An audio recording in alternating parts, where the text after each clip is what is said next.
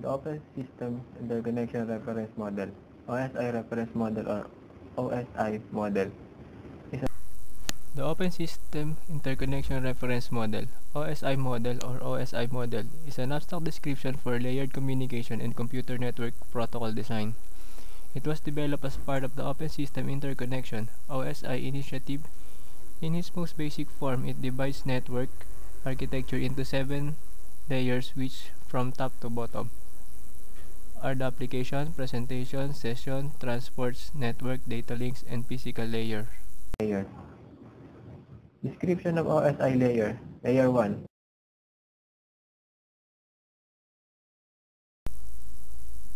Layer 1. Physical layer. The physical layer defines the electrical and physical specification for devices. In particular, it defines the relationship between a device and a physical medium. This includes the layout of pins, voltage, cables, specifications, hub, repeaters, network, adapters, host bus adapter, HBAs used in storage area network, and more. The major functions and services performed by the physical layers are establish and termination of connection to a communication medium, participation in the process whereby the communication resources are effectively shared among multiple users, for example, contention, resolution, and flow control, modulation or conversion between representation of digital data in user equipment and corresponding signals transmitted to over communication channels. These are signals operating over physical cabling such as copper, optical fiber, or other radio links.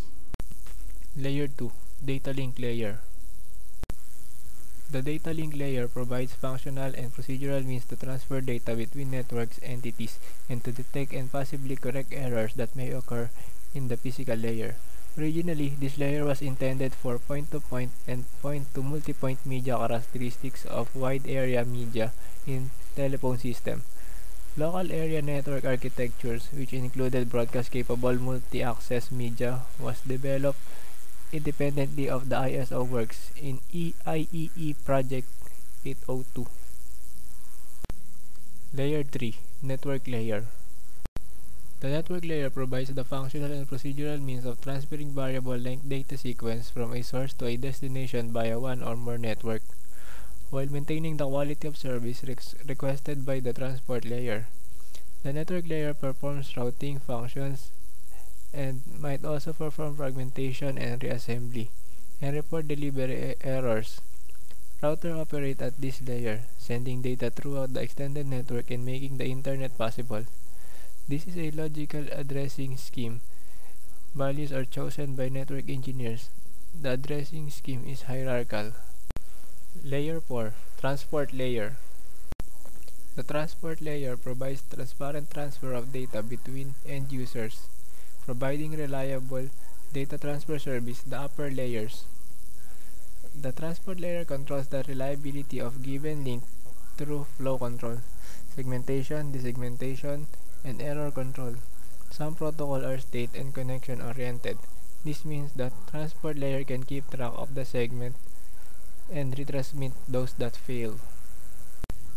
Layer 5. Session layer. The session layer controls the dialogue connections between computers. It establishes, manages, and terminates the connection between the local and remote applications. It provides for full duplex, half duplex, or simplex operation, and establishes checkpointing, adjourning, termination, and restart procedure. The OSI model made this layer as possible for graceful close of sessions, which is a property of the transmission control protocol, and also for session checkpointing and recovery, which is not usually used in the Internet Protocol suite. The session layer is commonly implemented explicitly in application environment that use remote procedural calls. Layer 6. Presentation layer.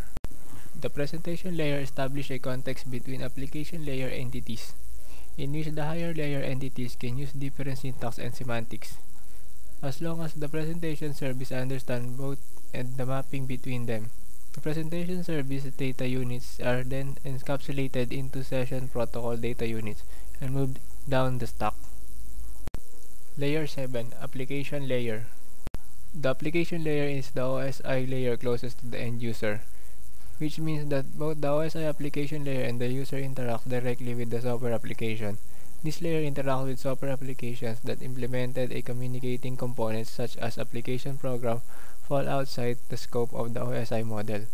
Application layer functions typically include identifying communication partners, determining resources availability, and synchronization communication. When identifying communication partners, the application layer determines the identity and availability of communication partners for application with data to transmit. When determining resource availability, the application layer must decide whether sufficient network resources for the requested communication exist. In synchronizing communication, all communication between applications requires cooperation that is managed by the application layer. Some example of application layer implemented include Hypertext Transfer Protocol, File Transfer Protocol, Simple Mail Transfer Protocol, and X400. Types of OSI model standards.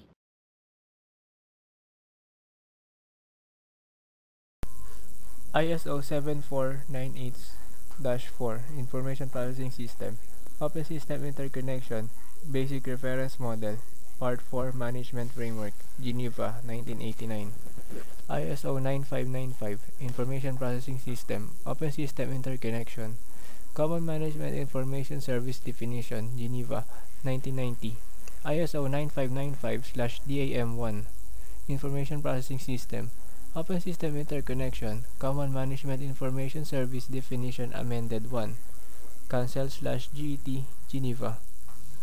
ISO 9595/DAM2 Information Processing System, Open System Interconnection, Common Management Information Service Definition Amended 2, Add, Remove, and Set to Default, Geneva. OSI 9595/PDAM3 Information Processing System, Open System Interconnection, Common Management Information Service Definition Amended 3, Support for Allomorphism, Geneva. ISO 9595/DAM4 Information Processing System, Open System Interconnections, Common Management Information Service Definition Amended 4, Access Control, Geneva. ISO 9596 Information Processing System, Open System Interconnection, Common Management Information Protocol, Geneva, 1991. ISO 9596/DAM1 Information Processing System, Open System Interconnection, Common Management Information Protocol Amended 1, Kansas/GET, Geneva.